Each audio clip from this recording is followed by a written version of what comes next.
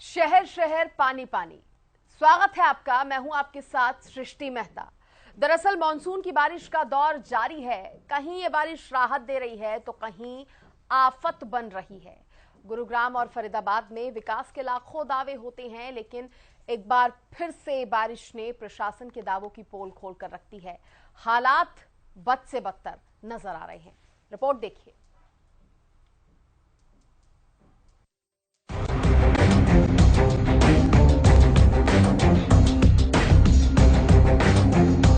बारिश का असली मजा लेना है तो साइबर सिटी गुरुग्राम में आइए। यहाँ आपको पानी में तैरता विकास मिलेगा। यहाँ आपको प्रशासन के लाख दावे पानी पानी नजर आएंगे और यहाँ आपको हाईटेक सिटी पानी पानी नजर आएगी। यूँ तो हाईटेक सिटी के नाम पर आपको बड़ी बड़ी बिल्डिंग्स, रफ्तार से दौड़ता शहर नजर आएगा, लेकिन एक दूसरा पहलू भी इस शहर का है। दरअसल जलभराव और जाम की इन तस्वीरों को देखेंगे तो आपको यकीन नहीं होगा कि ये प्रदेश की सबसे हाईटेक शहर है। पुराने गुरुग्राम की तस्वीरें वाकई कई सवाल उठाती हैं। विकास अगर इसे कहते हैं तो विकास ना होना किसे कहेंगे। आपको यहाँ सिर्फ और सिर्फ दावों की सच्चाई बयां करने वाली तस्वीरें ही नजर आएंगी। वाहन पानी को चीरते या तो आगे बढ़ते नजर आएंगे या फिर बारिश के पानी से लड़ते दम तक तोड़ते नजर आएंगे। फ्लाईओवर का जाम नजर आएगा और अंडरपास कम किसी स्विमिंग पूल से कम नजर नहीं आएगा। कुछ घंटों की बारिश यहाँ प्रशासन के दावों को सफेद हाथी साबित कर देती है। विकास के लिए तरसते पुराने गुरुग्राम पर ऐसा नहीं है कि सरकार ने ध्यान ना दिया।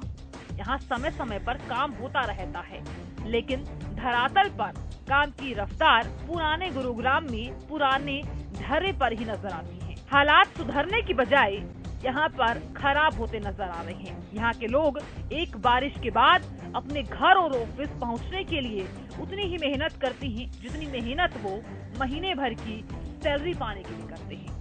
पैदल निकलने वाले यहाँ आपको अपने जूते और चप्पल हाथ पे लिए जलभराव का आनंद लेते नजर आएंगे। हमारे को कोई इन्फॉर्मेशन नहीं मिली। मेरे पास फ़ोन आता है 12:30 के आसपास कि बस आने वाली है आपकी। उसके बाद कोई इन्फॉर्मेशन नहीं। मैं रेगुलर स्टैंड पर खड़ा था, आधे घंटे ज़्यादा हो गया मेरे को। मैं कंटिन्यूस ड्राइवर को फ़ोन कर रहा हूँ, हेल्पर को फ़ोन कर रहा हूँ और वो लोग फ़ोन नहीं उठा रहे। कहीं से पता लगा कि ग्रीन फील्ड के आसपास कहीं बस में प्रॉब्लम हुई है।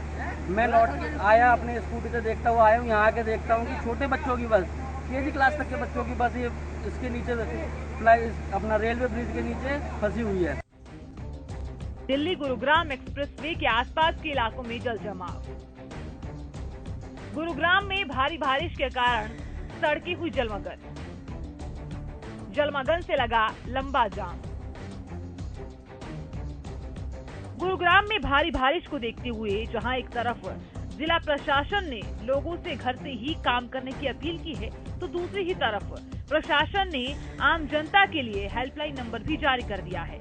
ऐसा हाल केवल प्रदेश के गुरुग्राम का ही नहीं, बल्कि फरीदाबाद का भी यही हाल है।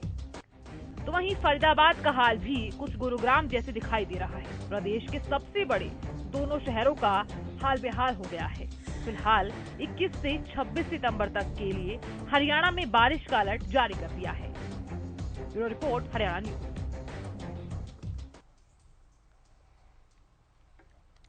तो देखिए, मौसम विभाग कह रहे हैं कि अभी बारिश होगी, 1 से 2 दिन ये बारिश होगी और तब तक कैसे हालात हो जाएंगे आप खुद ही सोचिए। इस पर ज्यादा बातचीत करने के लिए, चर्चा करने के लिए खास मेहमान मेरे साथ जुड़े हैं।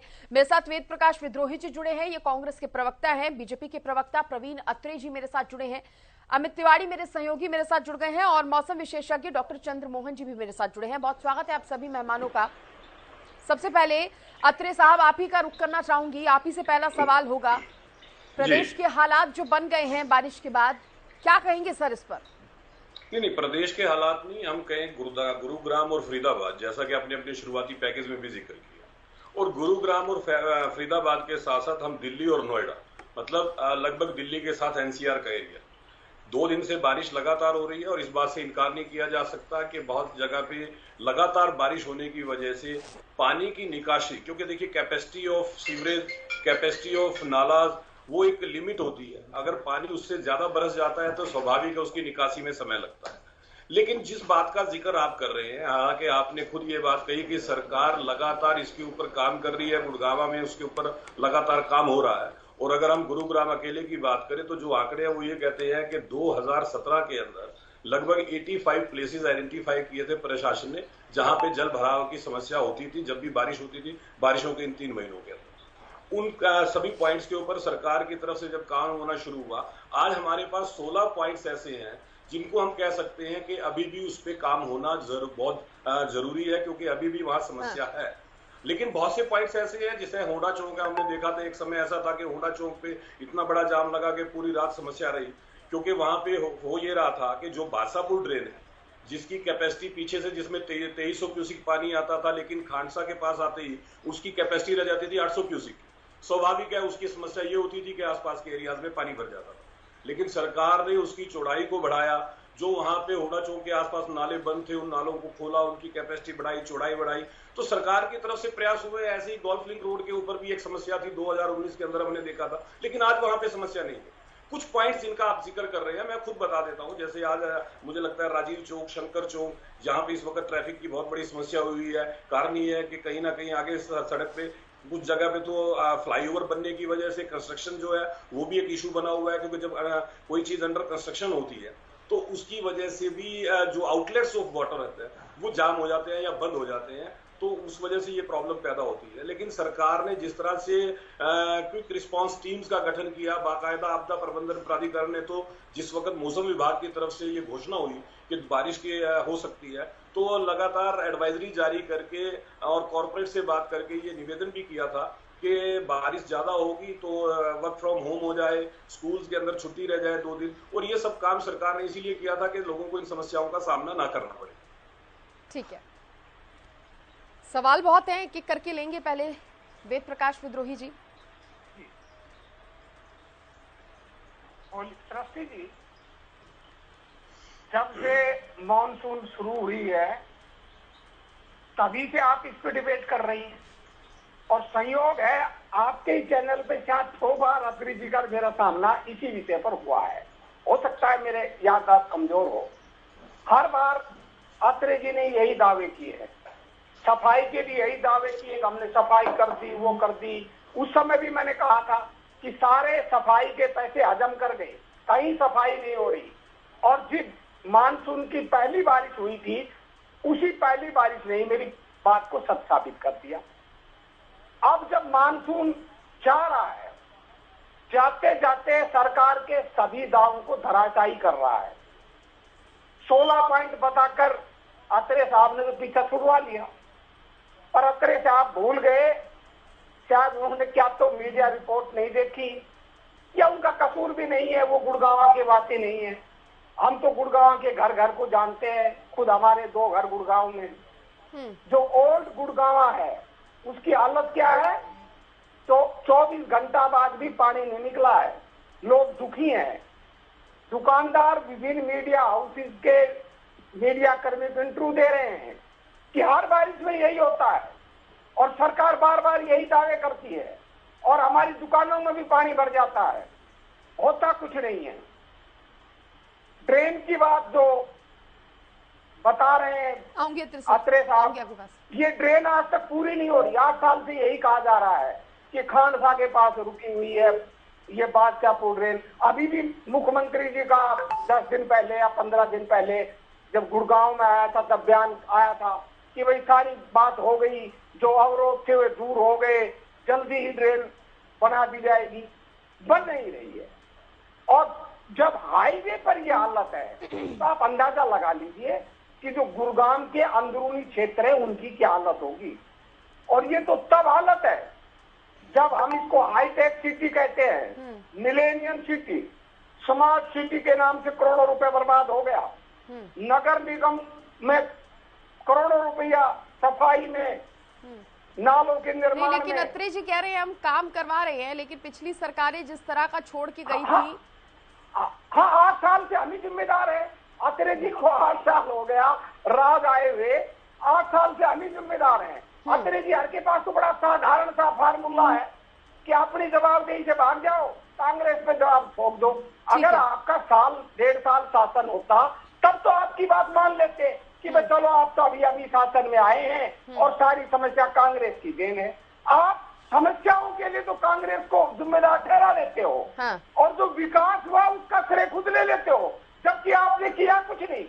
कांग्रेस के विकास पर ही आप काम कर रहे हैं, कांग्रेस के किए हुए काम पर आप सफेदी लिपापोती मरम्मत कर रहे हैं, और जब विकास की बात आती है तो अपनी पीठ में लग जाते हैं अत्रे साहब। और जब कोई कमी की बात आती है तो हमें कटघरे में खड़े कर कर भाग जाते हैं। अत्रे साहब 8 साल हो गया, हमने जो कुछ गलत किया नहीं किया उसकी सजा हम भुगत चुके हैं। अब आपका राज है, आप जवाब दे लेना सीखिए, हम पर जिम्मेदारी थोपकर भागना मत सीखिए। कटु सत्य है कि भ्रष्टाचार की गंगोत्री गुड़गांव में बह रही है और आपका कथित विकास सड़कों पर तैर रहा है और सारा देश दुनिया देख रही है। ठीक है, आप दे दीजिए अत्रे साहब इस पर जवाब दे दीजिए, फिर मैं अमित तिवारी का रुख करूंगी। जी देखिए, ऐसा है कि हालांकि मैं आपके चैनल पे इस विषय पे चर्चा में नहीं आया था इस बार, लेकिन अगर मान लीजिए विद्रोही जी कहते हैं और हमारी पार्टी का कोई प्रवक्ता रहा होगा तो मैं उसको ओन करता हूं जो उन्होंने कहा होगा। अब समस्या की जड़ पे आ जाते हैं। मैंने हालांकि कांग्रेस सरकार का जिक्र नहीं किया था अपने पहले वक्तव्य में, लेकिन अब मैं करता हूं। देखिए, गुड़गांवा की सबसे बड़ी समस्या क्या है कि जो गुड़गांवा के नेचुरल आउटलेट ऑफ वाटर थे, जो प्राकृतिक पानी निकासी के जरिए थे, चाहे वो बादशाहपुर ड्रेन की बात करें, हम नजफगढ़ की बात करें, वो कांग्रेस, देखिए गुड़गांवा के अंदर 61-62 सेक्टर तक डेवलप हो चुके थे 2004 तक। हुडा साहब की सरकार आती है, 125 तक सेक्टर बन जाते हैं, लेकिन एक भी सेक्टर सरकारी एजेंसी डेवलप नहीं करती। हुडा साहब सारे सेक्टर प्राइवेट बिल्डर से डेवलप कराते हैं। वो अलग विषय है कि उसमें क्या धांधली हुई है, ये हुआ। उन प्राइवेट बिल्डर्स ने क्या किया, जो नेचुरल आउटलेट ऑफ वाटर थे उनके ऊपर कब्जा कर लिया। बादशाहपुर ड्रेन जो है उसकी समस्या क्या हुई थी कि बादशाहपुर ड्रेन पे प्राइवेट बिल्डर्स ने कब्जा कर करके उस ड्रेन को नाली बना दी। अब ये कहते हैं कि साहब आप हमारे एलिगेशन मत लगाइए। देखिए, अब उस ड्रेन को चौड़ा करना, जैसे मैंने बताया कि खांडसा के पास जो है वो 43 फीट उसकी चौड़ाई बढ़ाएगी। उसको बढ़ाने के लिए पहले तो आपको कानूनी लड़ाई लड़नी पड़ी। आपने बिल्डर से कब्जे छुड़वाए, कब्जे छुड़वाने के बाद आपने उसकी चौड़ाई बढ़ाई। अब इस लड़ाई में समय तो लगता है सृष्टि जी, क्योंकि जब आप किसी कब्जाधारी से कब्जा छुड़ाओगे तो समय तो लगता है ना। वो समय लगा, लेकिन सरकार ने उस कब्जों को छुड़वा के ड्रेन की चौड़ाई को बढ़ाया। ये काम तो किया था कांग्रेस ने। उसके बाद बात ये आ जाती है, जब मैं 89 पॉइंट्स का जिक्र करता हूं, एक बार जाके वेद प्रकाश विद्रोही जी देखे कि उन 89 पॉइंट्स में से कितने पॉइंट्स में क्या काम हुआ है, फिर उसके बाद चर्चा करें। ये कहते हैं इनके 2 घर गुड़गांव में है। चलो, मुझे आज पता लगा कि बहुत बड़े पूंजीपति है वेद प्रकाश विद्रोही जी, तो गुड़गांव में 2 घर रखे बैठे हैं, बधाई हो इनको। लेकिन मैं गुड़गांव जाता रहता हूं, गुड़गांव की समस्याओं से बहुत अच्छी तरह परिचित हूं। गुड़गांव के अंदर एक चर्चा हमेशा होती थी। मेरे एक जानकार थे जो गुड़गांव म्युनिसिपल काउंसिल के अंदर, उस वक्त तो कॉर्पोरेशन भी नहीं था, तो वो वहां पे एज ए ईओ काम कर चुके थे। उन्होंने मुझे एक बार बताया कि कांग्रेस सरकार के दौरान जो सीवरेज है, जो अंडरग्राउंड इंफ्रास्ट्रक्चर जो होना चाहिए, कभी वो डेवलप किया ही नहीं गया। मतलब कैपेसिटी अगर 2 लाख सर, आपने गुड़गांव में ये पहलू रखा। चलिए, एक बारी को हम आपकी बातों से सहमत भी हो जाएं, लेकिन हम प्रदेश के अगर अन्य जिले दिखे, हालात ऐसे हैं कि कमर से ऊपर तक पानी भरा हुआ है। लोगों को समझ नहीं आ रहा कि पैदल जाएं, गाड़ी से जाएं या नाव लेकर जाएं। आऊंगी सर, इसका जवाब मैं आपसे लूंगी, लेकिन बाकी 2 मेहमानों का मैं पहले रुख कर लूं। अत्रे साहब, फिर आपके पास आऊंगी। अमित, कर लीजिए।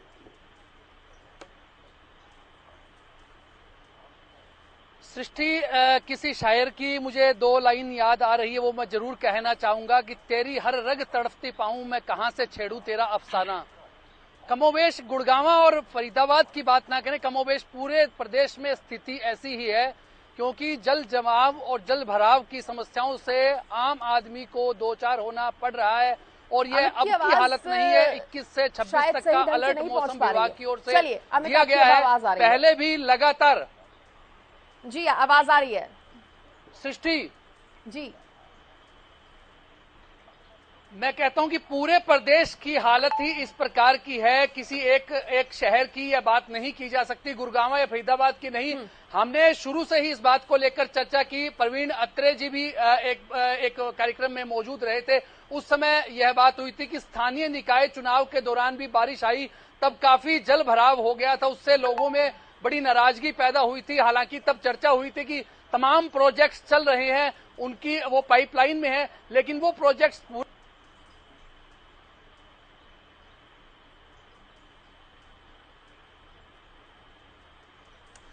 चलिए चंद्रमोहन मौसम वैज्ञानिक है, वो भी मौजूद थे। उन्होंने उस समय भी यह बात कही थी कि यह बारिश जो है वो लंबे समय तक रहने वाली है। अक्टूबर के पहले सप्ताह तक भी बारिश की संभावना रहेगी और छिटराव वाली बारिश पूरे प्रदेश में होती रहेगी। उसका नमूना हमने बार बार देखा है। अब भी हालात यही है कि जगह जगह खड्डे हैं, उन्हें भरा नहीं जा रहा, वहाँ जल भरे हुए हैं और कई जगह गड्ढों में लोग गिरकर मर भी रहे हैं। लेकिन स्थिति जो सुधर नहीं रही, इसके पीछे क्या दोष है, किसका दोष है, अधिकारी दोषी है या व्यवस्था दोषी है, यह तमाम सवाल हम बार बार प्रत्येक कार्यक्रम में करते रहे हैं। लेकिन प्रोजेक्ट पाइपलाइन में सरकार के यही बार बार हमें सुनने को मिल रहा है। अब देखने वाली बात होगी कि वो प्रोजेक्ट कब पूरे होंगे।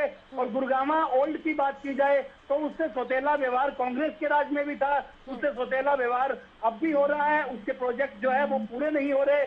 यही वजह से ओल्ड गुरुग्रामा में हालात बड़े दयनीय है। चाहे बस स्टैंड की बात की जाए, चाहे सड़कों की बात की जाए, तमाम जो है वो हालात लोगों के सामने है, किस प्रकार की जो व्यवस्था वहाँ बिगड़ी हुई है। ठीक है। पहले इसके ये तमाम सवालों के जवाब हम अत्रे साहब से लेंगे, लेकिन उससे पहले मैं चंद्रमोहन जी का रुख करना चाहूंगी। मौसम विशेषज्ञ हैं।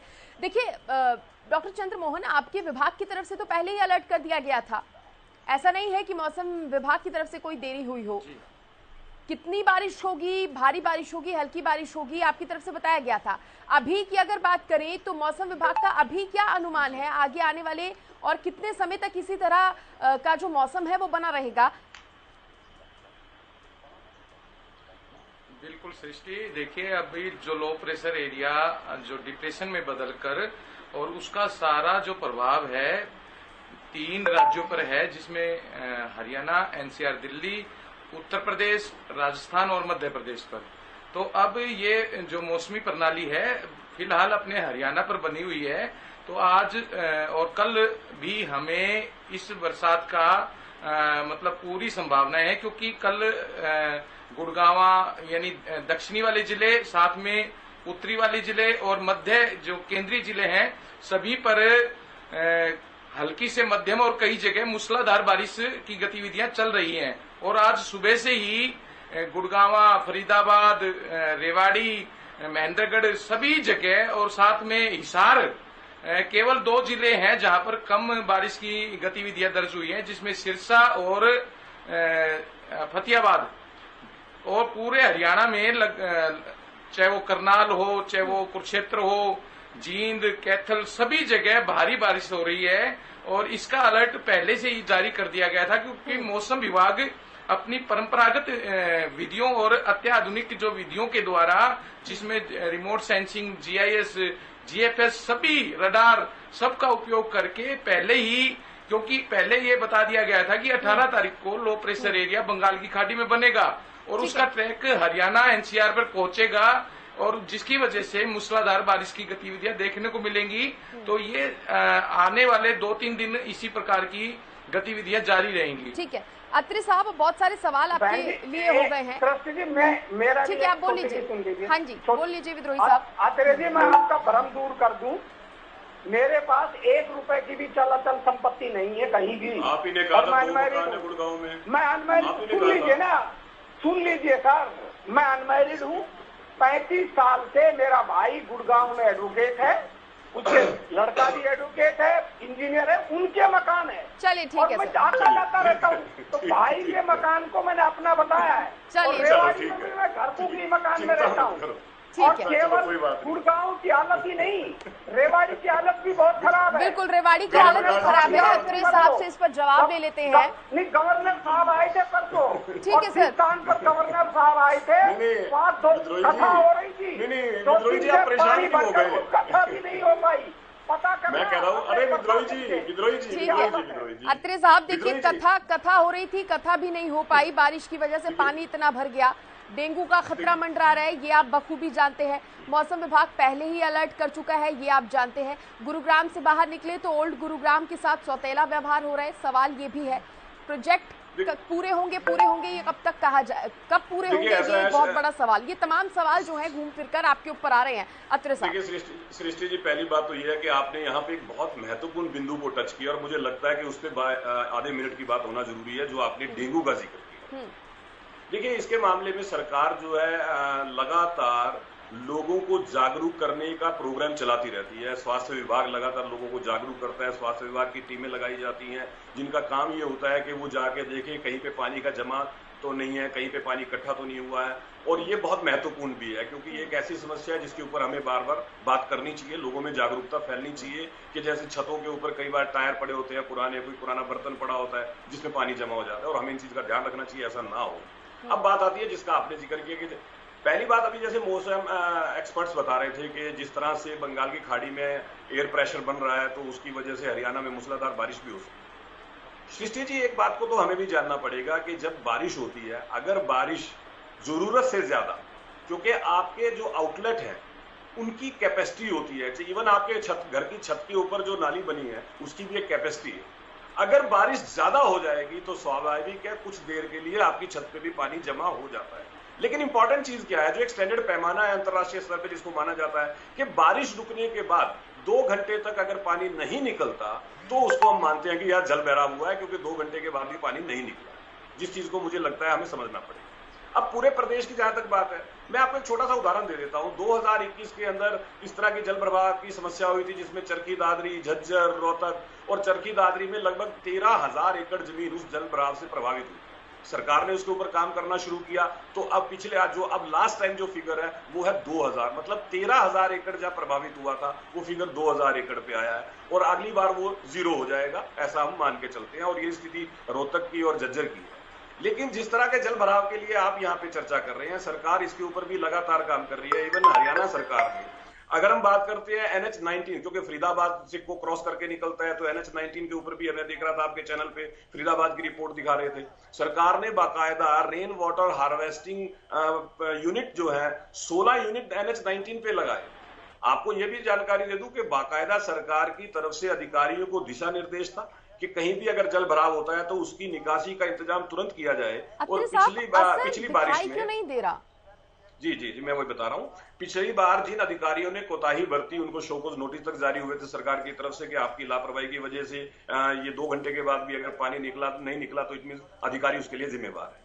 दूसरी चीज, सरकार के जो प्रयास है, ऐसा नहीं है कि उन प्रयास के नतीजे नहीं है, नतीजे हमारे सामने हैं, लगातार जल भराव के पॉइंट्स कम हो रहे हैं। लेकिन अभी भी बहुत सी जगह, क्योंकि ज्योग्राफिकली कुछ ऐसे इलाके होते हैं जो बाउल शेप में होते हैं, जहां पे अगर जरूरत से ज्यादा पानी इकट्ठा होता है तो वहां पे उसका भराव की सिचुएशन बन जाती है। लेकिन उसके लिए भी सरकार ने जैसे पंपिंग सेट्स, मोटर्स, इस तरह के इंतजाम पहले से एडवांस में किए होते हैं कि पंप के जरिए, पंपिंग सेट के जरिए, इवन उठान सिंचाई प्रणाली के जरिए उस पानी को रीयूज किया जा सके। और मुख्यमंत्री महोदय ने तो बाकायदा इस तरह के पानी अत्रे साहब, मैं यहाँ पर आपको ये भी बोलना चाहूंगी, बल्लभगढ़ और फरीदाबाद की हमने तस्वीरें देखी, वहां के लोगों का खुद कहना था, कह रहे हैं ये इस बारिश के हाल नहीं है, ये कई सालों से जब भी बारिश आती है इसी तरह से होते हैं। डीसी आते हैं, निरीक्षण करते हैं, मशीनें किस तरह से लगी हैं उसका भी निरीक्षण होता है, लेकिन कोई बदलाव नहीं दिखाई देता।